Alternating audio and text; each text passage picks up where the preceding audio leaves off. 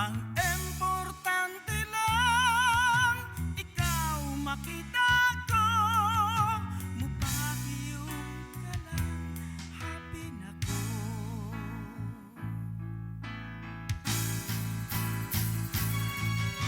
Muapas ko nimo, bisan sa kintulimbo. Andam kong mo atubang, mga linog o bagyo. Ang importante lang, ikaw makita ko.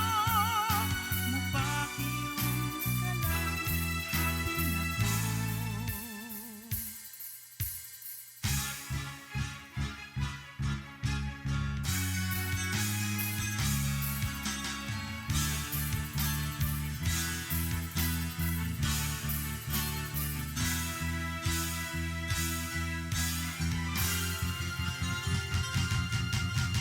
Muapas ko nimo, bisan sa kintulimbo. Andam kong mo atubang. Usa ka pagtuo, usa ka tingog, usa ka katawhan.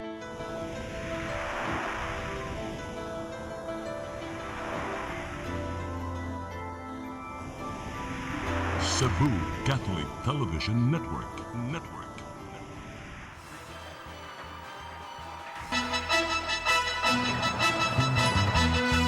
Unuhan sa balita sa Seri 47. Pila ka mga barangay sa siyudad sa Sugbo nakasinatig pagbaha o pagdahili sa yuta tungod sa kusog na uwan. Department of Health sa Region 7 nagpaabot sa kalagdaan sa nag-uluhang buhatan alang sa clinical trial sa COVID-19 vaccines. Tulog ka mga anggulo ang gisubay sa kapulisan sa siyudad sa Sugbo kalabot sa pagpusil patay sa usa ka retiradong pulis.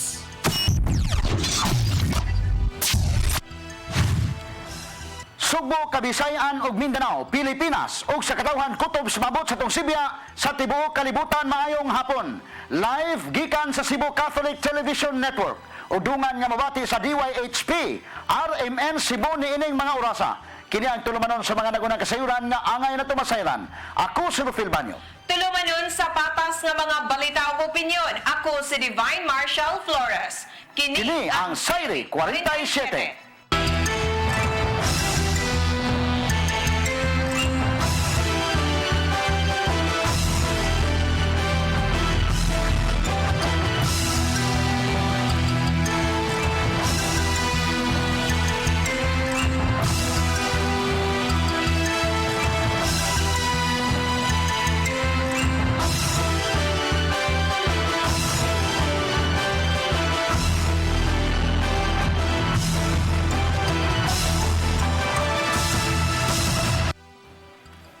Pipila ka mga barangay sa siyudad sa Sugbo ang nakasinati og pagdahili sa yuta ug ingon man pagbaha nunod sa pagbunok sa kusog nga uwan kagahapon. Mga opisyales sa siyudad daling mibisita sa mga barangay nga naapektuhan aron pagsuta kung unsay matabang sa gobyerno ngadto sa mga apektadong mulupyo. Ang kasayuran ihatod ni Desime Padilla.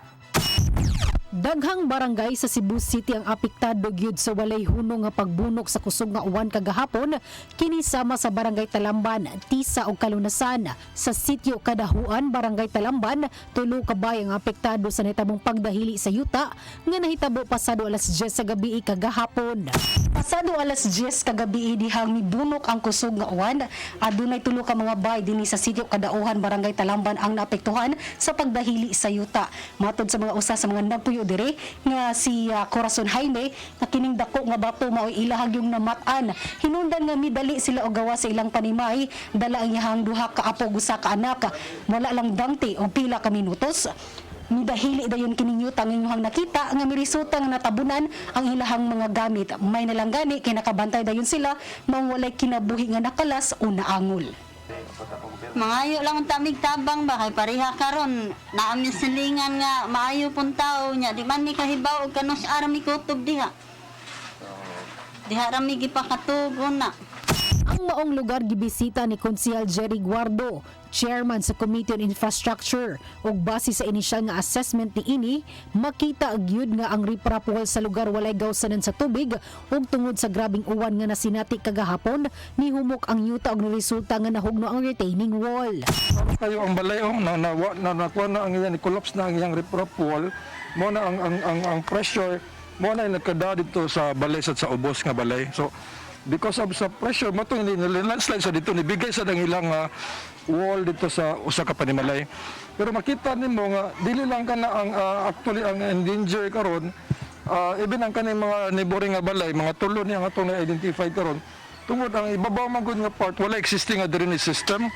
Dugang ni Konsehal Guardo ang intervention nga ilang buhaton mao nga ibalik ang retaining wall apan kinahanglan dunay klarong drainage system sa babaw nga bahin.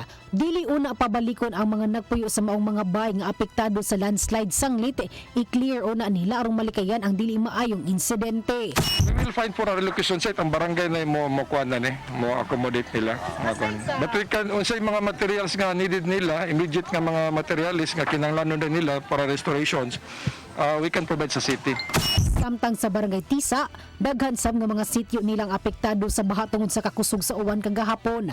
Sama sa sityo Tambisan nga matud pa ang baha lapas na sa taw ug daghang mga panimay ang naapektuhan gid gani dunay natumpag kay wala kapiog sa baha. Si Konsehal Philip Zafra, uban ang officer in charge sa Cebu City Disaster Risk Reduction Management Office kung CCDRRMO for Administration, Ramil Ayuman, nihimo og pakisusi sa lugar. Gipasabot ni Konsehal Zafra kung nganong grabe ang pagsaka sa tubig sa maong dapit. Matud niya problema gid sa maong lugar ang drainage system. To address atong mga waterways nga natabunan kani adto, gipaagi nila sa daan.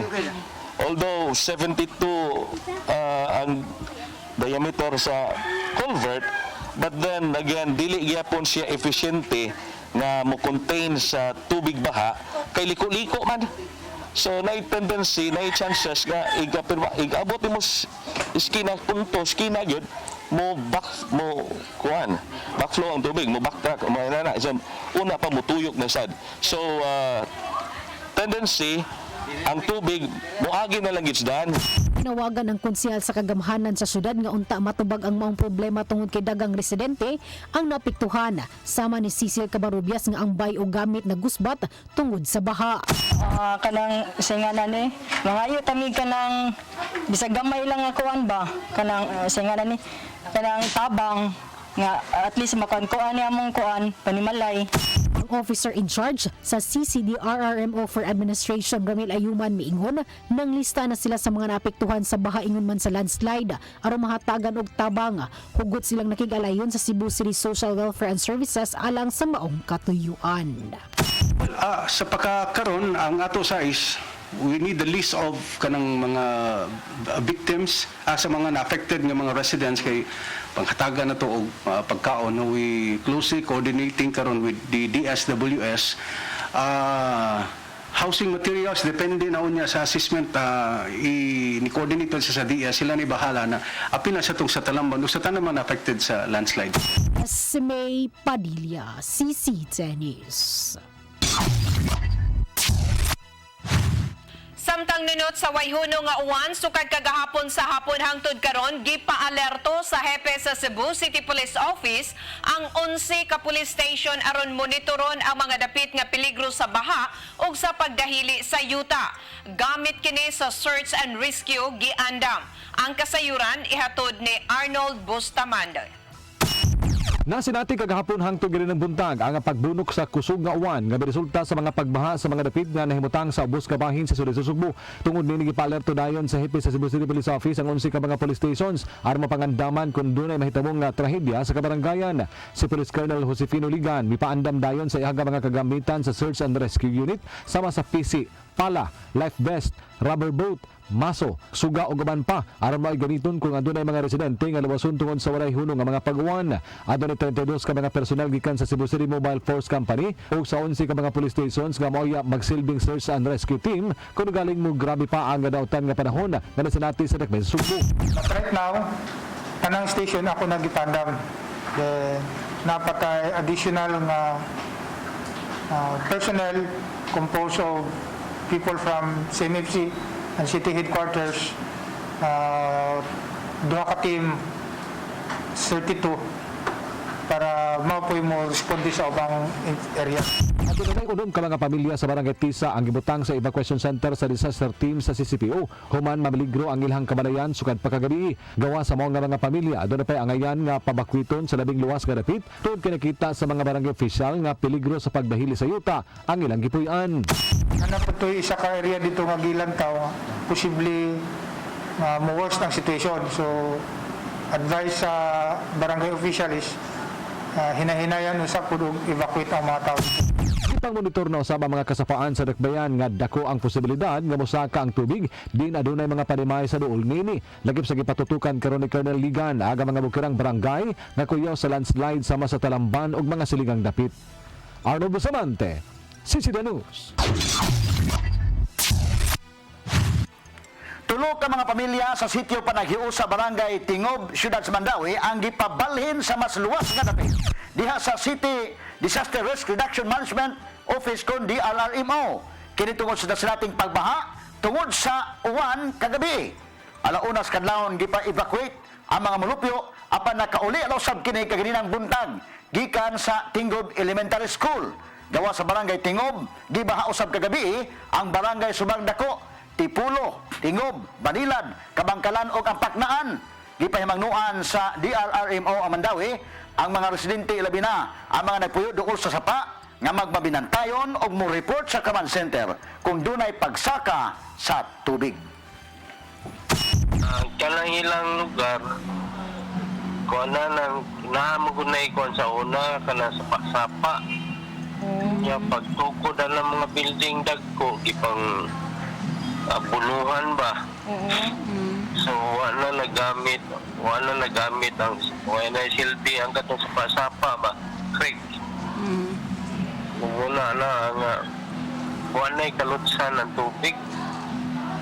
Lumoy kayo. Amo lang alam saka mong gid tubig. So moto bakit na namo kay lapaw naman sa tao ang tubig. Mipirma og manifesto ang 47 ka mga mayor diin 44 niini gikan sa nakalaing kalungsuran ug tulo ka mga syudad sa probinsya sa Sugbo nga mipadayag sa ilang suporta sa lakang sa Kapitolyo pagpahunong sa pagtransport sa Dolomite ngadto sa Manila Bay. Usa ka resolusyon ang gipasar sa mga mayor nga sakop sa League of Mayors of the Philippines nga gipanguluhan sa anak ni Gobernador Gwendolyn Garcia nga si Liloan Mayor Cristina Garcia Frasco. Sa ilang resolusyon gipadayag sa mga mayor nga dakog kadaot sa kalikupan ang padayong pagkubkob sa minahan sa kabukiran sa lungsod sa Alcoy. Ilabi na nga wa na magsunod sa kasabutan ang minahan nga giduma sa Philippine Mining Services Corporation o sa Dolomite Mining Corporation. Mao'y rekomendasyon sa mayor nga tan-aon pagbalik sa Kapitolyo ang kontrata sa minahan o ipabalik ang kadaot niini sa kabukiran sa Alcoy.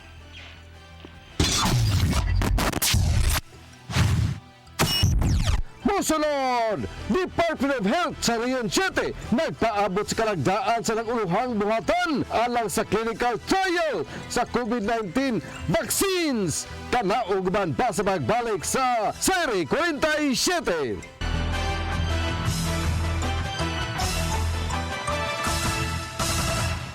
Ako si Mr. Rudy Romares, electrical subcontractor ng maong building. Ani adto nga wala pa ko mogamit og ko'y sakit akong tuhod, iglakaw na ko, akong mga lutaha, no. Labi na gikan ta sa overtime. Di sa ko ganahan mo kaon, nindot na ang resulta kay karon mo agi ta sa rampa diha, no, maglakaw ra jud ko. Mga batan-on nga mauwahin akong lakaw kay kusog na ko mulakaw tungod sa paggamit nako sa koy. Suway mo gamit sa koy kay nindot kay resulta. Daghang kay salamat sa koy herbal capsule. Barato na, epektibo pa. Koy Herbal Capsule. Discover the beauty of the Philippines.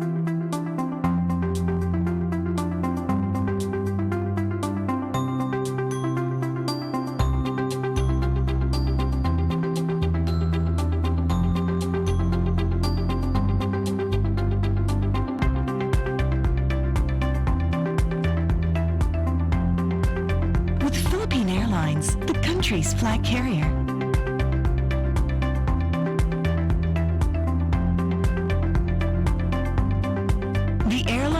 lets you feel the warmth of the nation.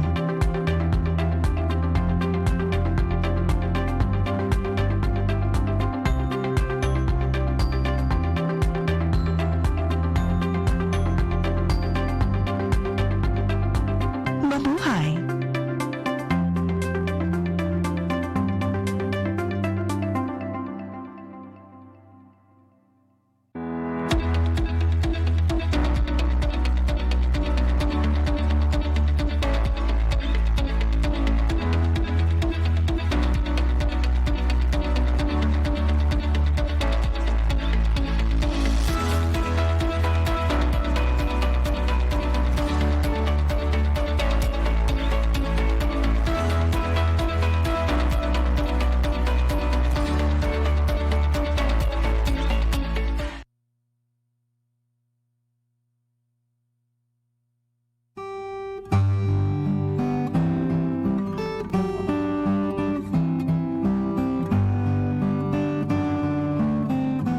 In compliance with the directive to suspend all in-person masses as part of social distancing measures and the ban on crowd gathering amid the coronavirus pandemic, the Cebu Catholic Television Network is inviting everyone to our live TV masses, which you may view through CCTN Channel 47 on Free TV or the official CCTN 47 Facebook page with the following mass schedules. From Mondays to Saturdays, 12:15 noon, and on Sundays, 9 in the morning, 11 in the morning, and 5 in the afternoon. Mga bata, atangi ang ako mga istoryang binisaya. Hey brother Francis, what you gonna teach us today? Can you say? Ato ng kabuangan si Ryan. Ayaw nagbuhata. Mag-uwi si Ryan kung binuwangan. Hala, naog yung kwarta. Tawag siya, iulit na niya. Ang atong konsensya, mao na ang gamay tingog sa hunahuna. Nga musulti nato kung unsay husto o unsay sayop. Hala, uy. Kaluoy sa tagya sa kwarta, no? Nick, nagtanaw na sa kang makahadlok ka sa lida? Wa, mamawi. Dili ko mahadlok, oy. Mahadlok ko! Life is that much sweeter, wouldn't you agree?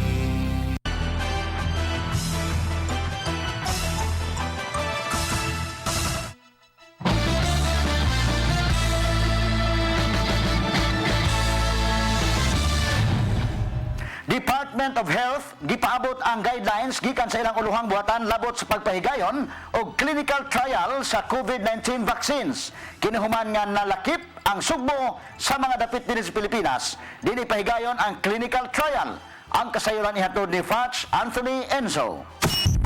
Gipaabot sa Department of Health DOH-7 ang luwatan nga guidelines sa ilang uluhang buhatan labot sa pagpahigayon o clinical trial sa Coronavirus Disease 2019 kung COVID-19 vaccine nga giumol sa ubang kanasuran. Sa yun si Department of Science and Technology kung DOST Secretary Fortunato de la Peña may anunsyo nga aprobado na sa Interagency Task Force kung IATF ang pagpahigayon o solidarity trial sa mga dapit sa Metro Manila, Calabarzon o sa Sugbo na nga ang World Health Organization kung WHO may mangusa maong clinical trial. Batod ni DOH-7 spokesperson Dr. Mary Jean Loriche nga ang Vicente Soto Memorial Medical Center kung VSMMC mo'y gimanduan din sa Sugbo sa pag-facilitate sa clinical trial sa bakuna.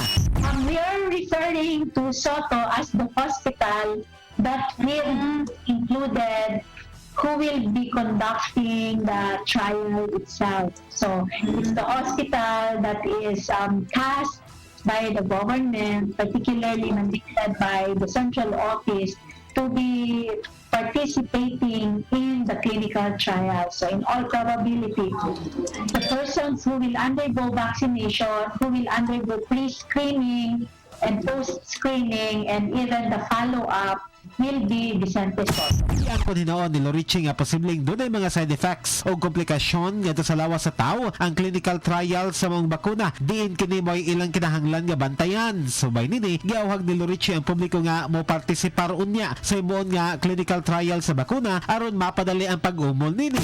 So all of that will be taken into account, and we look forward that although there is so much noise about vaccines being produced for COVID, that it has taken them very short time. So speedy trial ang nahitabo niya. And there are two sides to it. One is, syempre the fear na dili pa properly yun na ayos ang atong studies for this. And secondly is, how long will the immunity that it can confer to an individual last? Mayroon nga target sa DOST nga mapahigayon ang clinical trial sa 4th quarter karong tuiga. Foch and Fanny Inso. CCTN News. 300 ka mga contact tracers gikinahanglan sa Department of Interior and Local Government sa Mandaue. Ang deadline sa pagsumiter sa application gitakda na karong Setyembre 20. Ang kasayuran ihatod ni Mary Rose Sagarino. Kabahin sa programa sa kauluhan ang hired karon ang Department of Interior and Local Government kon DILG ug 50,000 ka mga contact tracers sa tibuok nasod nga motabang sa mga local government units sa ilang contact tracing. Ang syudad sa Mandawi gigahinan og 300 ka contact tracers. Giawhag karon sa DILG Mandawi ang mga katawhan, hilabi na ang lumulupyo sa pag-apply. Complement the existing contact tracers of Mandawi City. So, dire, barangays. Actually, ang mode of, or rather the application, o asa sila ganahan ma-apply, ato sila mo send sa ilang application. Pero mo prefer mo Mandawi residency? Mas preferably taga Mandawi, Jod, especially that the job includes mga investigation or rather kanang research, may nga na. So, mas makaswito sa lugar, mas Andam sila modawat sa mga graduate sa bisan unsa nga kurso, apan mas prioridad ang nigraduar sa medisina o criminology. Adunay 4 ka buwan nga kontrata og magdawatan og dulan 19,000 pesos matag buwan ang madawat. We can only say nga safe na ta, or rather this is actually daghan siya og igo, no?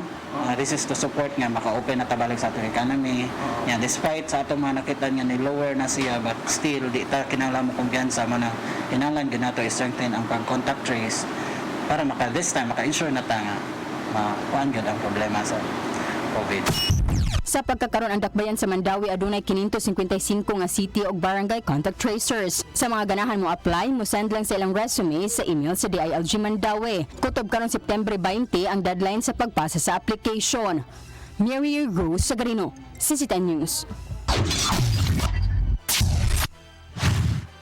Dulaan 400 ka mga boatmen o island hopping operators sa Barangay Maribago, Siyudad sa Lapu-Lapu, ang sunod nga gipaubos sa swab test kaganinang buntag. Mato di Maribago, Barangay Captain Russell Abing, nga apil nga gipaubos sa swab test ang mga dive shop operators o divers. Kinasubay sa tinguhan sa siyudad sa Lapu-Lapu nga subling buksan ang industriya sa turismo sa hinapos nga bahin karong buwana. Nasayran, gawa sa swab test, niapod-apod usab ang siyudad og vitamin C supplements ngadto sa mga boatmen o gipaubos sa blood testing. Si Lapu-Lapu City Mayor Junard Ahonchan sa iyang bahin mitugan nga gigatakda siyang muluwat og executive order aron pag-set sa guidelines nga kinahanglang tumanon sa mga stakeholders sa subli ng pagbukas pagbalik sa turismo sa siyudad. Yes, katong nag-negative mo na atong gibuhat nga ato na sila gibuhatan og kanang ID para naa sila to be ready pagbalik turismo, they can start to operate. Way natala nga new COVID-19 deaths ni atong Martes, September 15 ang siyudad sa Sugbo, Mandawi, Lapu-Lapu ug ang Cebu Province. Kini base sa dato sa Department of Health sa Central Visayas. Sa dato sa ahensya moabot na sa 662 ang total deaths sa Cebu City. 127 niini sa Mandawi City, 92 sa Lapu-Lapu City ug ingon man 328 sa Cebu Province. 29 ka mga bag-ong kaso ang natala sa syudad sa Sugbo. Hinungdan nga moabot na sa 9,778 ang total cases sa COVID-19. Og 316 niini ang active cases sa syudad sa Sugbo. Miabot na usab ang total recoveries og 8,800, human nga 68 ka mga bag-ong recoveries ang natala. 5,111 ang total cases sa Cebu Province ug anaa sa 582 ang active cases. Human nakatala og 52 ka mga bag-ong kaso ni adtong Martes.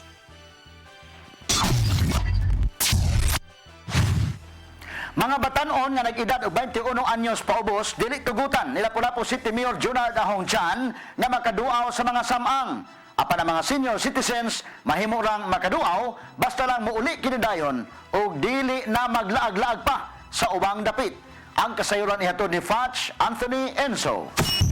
Una nini sila Lapu-Lapu City Mayor Junard Dahong Chan ni pahibaw nga hingpit ng pasiradaan nini ang mga samang sa maabot nga Oktubre 30 ngadto sa Nobyembre 3 subay sa pagtimaan sa kalag-kalag aron kalikayan ang pagtapok-tapok sa mga tao. Kini aron kalikayan ang pagkatap sa Coronavirus Disease 2019 kon COVID-19. Apan si Chan ni pahibaw nga mupagawas ra sila og schedule aron na makaduaw ang mga upunganon sa mga samang sugod karong Oktubre 15. Diin kini i-alphabetical ra didan hinoon sa mayor ang mga batanon nga nagedad og 21 anyos paubos nga makaduaw sa mga samang. Apan tugutan ra dinhi ang mga senior citizens nga makaduaw sa ilang mga minahal sa kinabuhi nga mitaliwan na.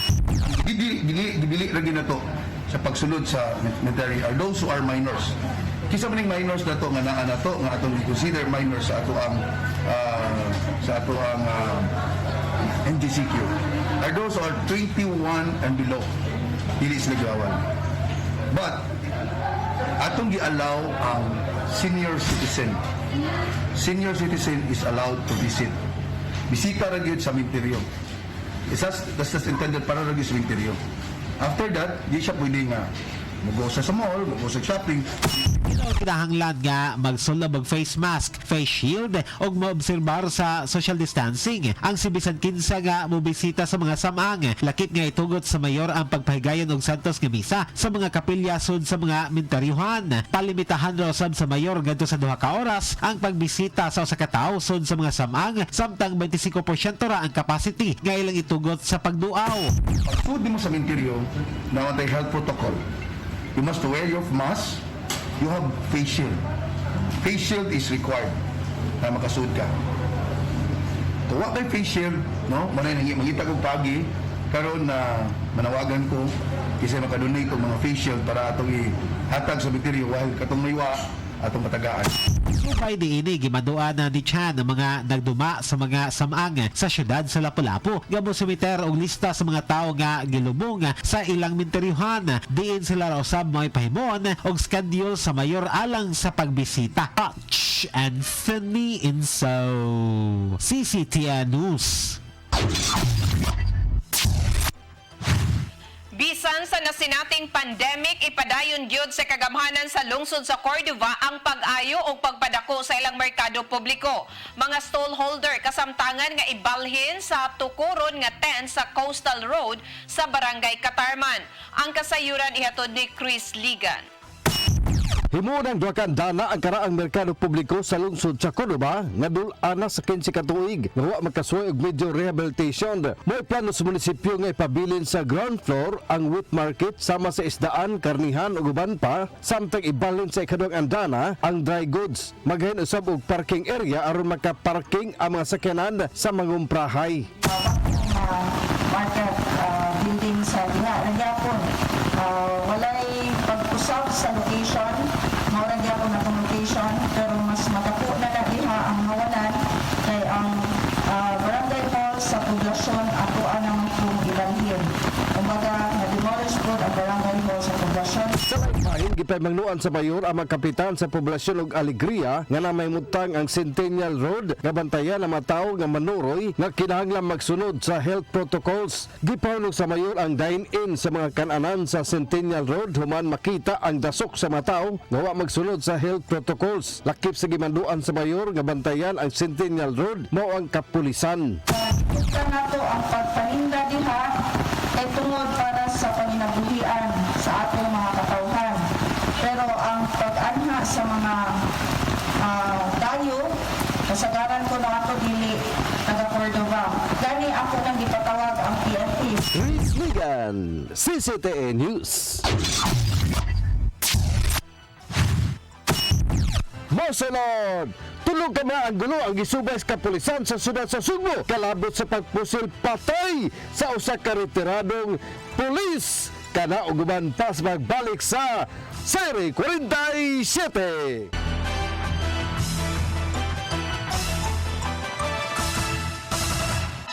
Ako si Gumersindo Alforque Rivera, ako asawa ni Tigas Fernando. Nadto una, sakit ang kalawasan. Kaya ako manggibintin ang koy, nawa na tanan, nakaayos ang mong balatian. Barato na, epektibo pa. Koy Herbal Capsule. Discover the beauty of the Philippines.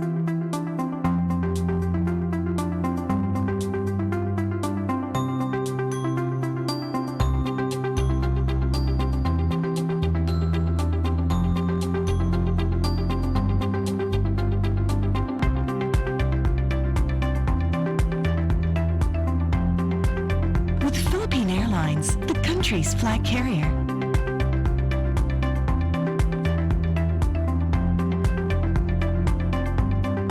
The airline that lets you feel the warmth of the nation.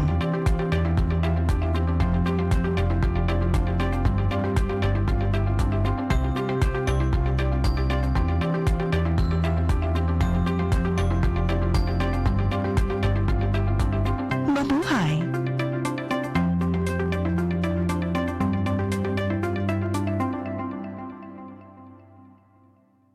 Ako si Mr. Rudy Romares, electrical subcontractor ng maong building. Ani adto nga wala pa ko mogamit og koy sakit akong tuhod, iglakaw na ko. Akong mga lutaha no. Labi na gikan ta sa overtime. Di sa ko ganahan mo kaon, nindot na ang resulta kay karon mo agi ta sa rampa diha no, maglakaw ra jud ko. Mga batan-on nga mauwahin akong lakaw kay kusog na ko mulakaw tungod sa paggamit nako sa koy. So ay mo gamit sa koy kay nindot kay resulta. Daghang kay salamat sa koy Herbal Capsule. Barato na, epektibo pa. Koy Herbal Capsule. Come 2021, the Philippines will celebrate 500 years of Christianity. Here in Cebu, the cradle of Christianity, Cebuanos will celebrate the gift of faith through Pagsangyaw 2021. Pagsangyaw 2021 is a massive, extensive, and creative evangelization campaign. Be involved, express your faith, and share the gift of faith.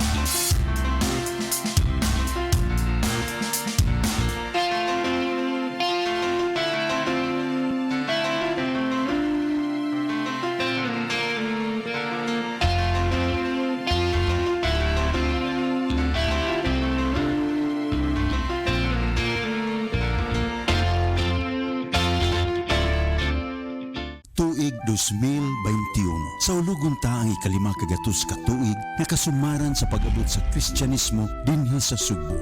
Agi og pagpangandam nining dakong kasaulugan, gilusad ang programa Pagsangyaw 2021. Usa ka mabulukon nga kalihukan sa pagpaambit sa gasa sa pagtuo. Madungog diha sa mga parokya ug laing-laing pundok. Gipasiugdahan sa mga laiko dinhi sa Archdiocese sa Subo. Gidapit ang tanan sa pagsalmot niini sa bisan unsa nga paagi. Ipaambita ang gasa sa pagtuo.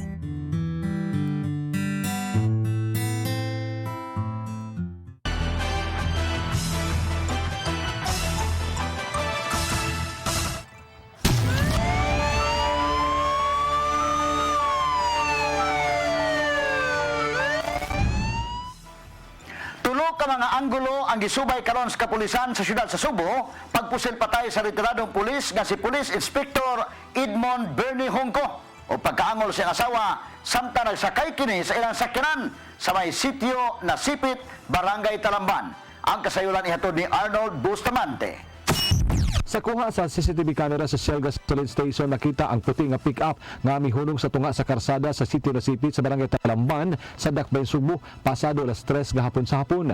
Kadit lang nga gibanggaan sa puti nga sakyanan ang duha ka mga lalaki nga sakay sa usa ka motorsiklo ug gidaro kini paingon sa kilid sa gasoline station. Sa laing angle sa camera, makita nga ang duha ka lalaki mituyok sa puti nga sakyanan ug daw sa namusil kini sa nagmaneho sa pick-up samtang nakahigayon pa kini sa pagtaragan pahilayo sa mga suspek. Ang usa ka lalaki misuway pa sa pagkuha sa motor nga nabanggaan apan dili na niya kini mapabarog pa nga mahinungdan nga nang-embargo kini laing motor ug daing sibat. Pipila ka gutlo ang milabay naabot ang mga pulis ug nasuta nga ang kanhi pulis nga sakop sa Criminal Investigation and Detection Group 7 ang giambos nga si retired Inspector Edmond Bernie Hongko ang biktima.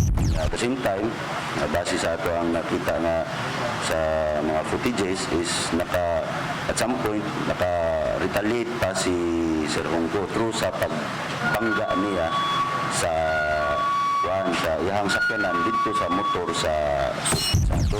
Mato ni Police Captain Jonathan Bithoven na Taneo nga ginali pagdala ang biktima apan nakabsan kini sa kinabuhi samtang ana-ana sa luwas nga kahimtang ang iyang asawa nga si Betty sa North General Hospital. Nakaangkod og mga saman pinusilan si Hongko sa iyang walang liog, walang kilid ug tiyan gamit ang kalibre 9mm. So far, very unlucky yun ang naitabo kay Sir Hongko nga siya nakabsan sa kinabuhi, pero ang iyang wife is okay naman. Kaya so far ang injury nga nakuha niya is daklis lang sa diri sa may batok gamay and sa kamot. Si Police Colonel Josefino Ligan ang hipi sa CCPO nagkanayon. Natulog ka mga anggulo ang ilang gisubay sa pagkakaroon. Kini mo ang personal nga traso, negosyo ang pagkakanhi sakop sa CIDG7 niini. Wala sa makadawatog kasayuran si Ligan nga nalakip sa listahan ni Presidente Rodrigo Duterte ang biktima nga nalambigit sa illegal nga drugas sa kumahi sa ubang kanhi pulis nga gipamatay. Iyang gipasabot nga daghan usab kini nga nadakpan kaniadto nga mga kriminal nga mahinungdan nga mopalawom pa sila sa ilang investigasyon. Ang una natong gilantaw gyud kay tungod sa iyang unit assignment before nga naa siya sa Criminal Investigation Detection Group, and then he is handling controversial cases also, mga significant cases. So most probably we'll be looking into deeper in the work related. Hindi na hinuon sila mo umulog task force tungod kay dili naman kini aktibo sa serbisyo. Samtang nakuha na sa mga pulis ang motorsiklo nagigamit sa mga suspek sa pagsibat, din dito kini gibilin sa usa sa mga lugar sa Barangay Lahog ug nasuta nga giparagya kini ni Marca Joseph Matias nga taga Mount View Kalubihan sa Barangay Talamban. And our investigators already contacted the said person para to validate kung ihagid to, and then masuta kung nganong nawala sa iya ang sakyanan. Si Hongko na ang ikaunom nga kanhi pulis sa Central Visayas ang gipusil patay sa wala pa mailhing mga suspitsado sulod lang ning kasamtangang tuig. Arnold Bustamante, CCTV News. Magsugod na usab ang liderato sa kapulisan sa Central Visayas sa pagpanglimpyo sa ilang hotong pinaagi sa pagpaubos sa tanang personnel sa kinalit nga drug test. Matod ni Police Colonel Josefino Ligan, ang hepe sa Cebu City Police Office nga adunay kapin sa 50 ka mga pulis gikan sa 11 ka police station ang gipaubos na sa drug test. Kung adunay magpositibo sa paggamit sa illegal nga jugas, matod ni Ligan nga mag-atubang kinig kasong administratiba og matakta kini sa serbisyo. Gumikan kay usa kini ka grave offense. Aduna nay kapin sa 300 ka mga pulis sa tibuok syudad ang napaubos na sa drug test ug ipaibaw ni Ligan nga wa pay nagpositibo sa paggamit sa illegal nga jugas. Karon na tayo drug test, 50 ka personnel sa Cebu City. Then, upon the resulta na, i-inform tamo kung say na by, hopefully wala. Kay part of the internal cleansing, sa program trust ni Chief PNP, is mo na, paugtan na to ang drug test sa to ang mga kapulisan.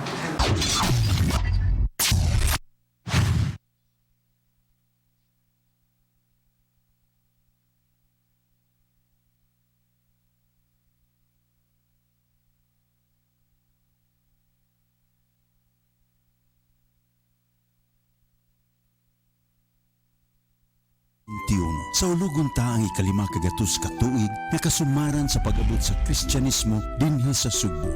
Agi og pagpangandam nining dakong kasaulugan, gilusad ang programa Pagsangyaw 2021. Usa ka mabulukon nga kalihukan sa pagpaambit sa gasa sa pagtuo. Madungog diha sa mga parokya ug laing-laing pundok. Gipasiugdahan sa mga laiko dinhi sa Archdiocese sa Sugbo. Gidapit ang tanan sa pagsalmot niini sa bisan unsa nga paagi. Ipaambita ang gasa sa pagtuo.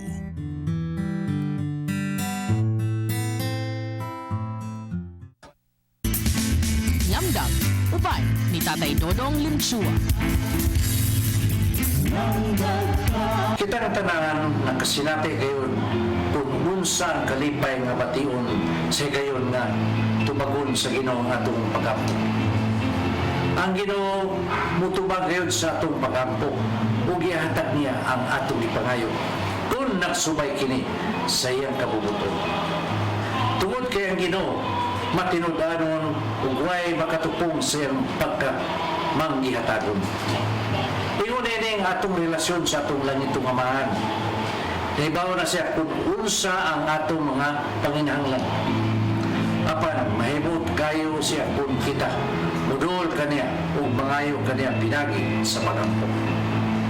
He holds the universe in His hands. Siya ang nagbuhat sa tanang butang.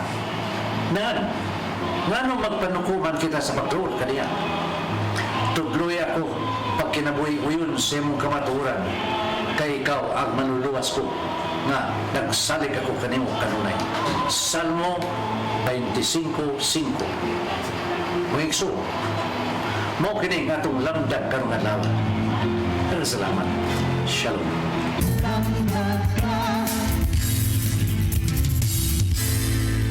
Okay, panyera, sa Cebu, Governor Gwendolyn Garcia miingon nga kaning mga taga Cebu City dili pasudlon ngadto sa probinsya sa mga tourist destinations una. So final na gyud ini, no? Final naman kuno kay mura og kuan siya. Iya gi-open man tiyang turismo sa tupa pag open niya sa turismo, may mga foreigner pag yung makasuod sad. Wala. Kanya taga Cebu City di pod sa tupa.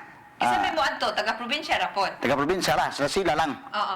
I think ang usa sa mga reason nganong ang Cebu City dili pasudlon kay ang Cebu City mo'y nagdaog virus sa probinsya. Mao siguro yung pasabot. No, di ba? Mo na ibot niyang pasabot.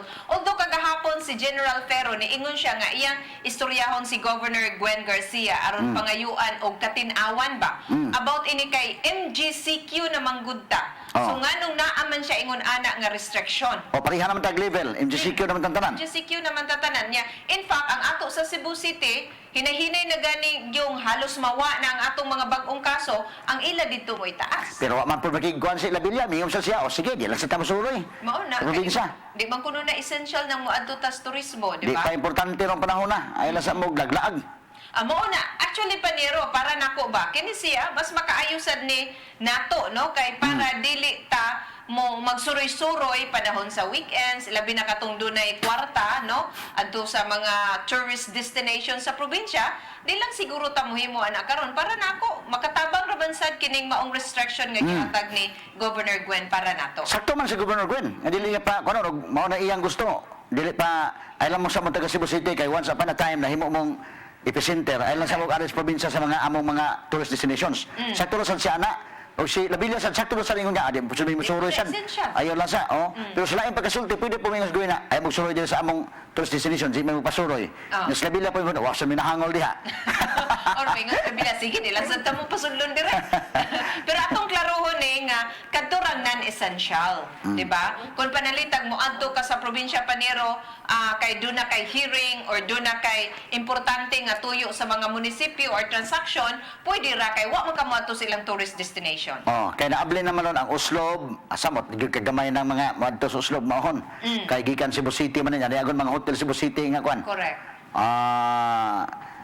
Uslob, ang canyoneering, o gatong uban pa nga mga kwan, dito sa Moalboal, mula gibalik naman nila pa nila. Gipangbalik, gi-open naman yun nila, no, ang turismo sa probinsya. Pero pala nako, ay lang, dili sa tamo suloy-suloy ng panahon na gyapon, unya nang nanay vaccine yun, no? Correct. Aron di po ta mapasanginlan Panero, di ba? Kasi mahitabo sa probinsya, ikaw may pasinginlan nga ikaw na kadag virus. So mas maayo na nga dili lang sa ta mo adto sa probinsya. Okay, bakit ito naglangkop sa mga balita dinhi sa Saire 47, ako si Rufil Banyo. Ako usab si Divine Marshall Flores. Santo Dugma dinhi lang sa inyong paboritong tulumanon, Saire 47.